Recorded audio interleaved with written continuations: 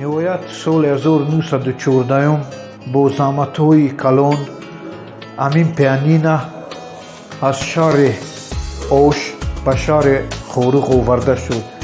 این پیانینا رو عسکرها گوی با اشتر و گوی دستی، یعنی فقط 10 نفر سرباز این پیانینا رو کشیده به شهر خوروغ آورده رساندند. پیانینا در کلوب افیسرانی اتراق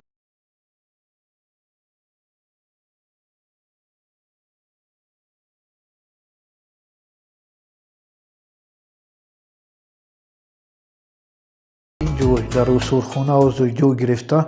سال 1975 از طرف سرحدبانان روس به اصولخانه ولایتی تقدیم کرده شده است، یعنی سال 1975.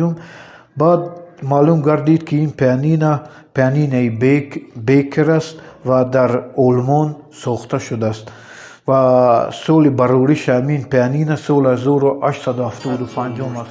حاضر پیانینا در یکی از تالارهای اصولخانه ولایتی جای دارد و ما نیت داریم در آینده نزدیک اگر مبلغ دریافت شود آن رو رستوراسیون کنیم.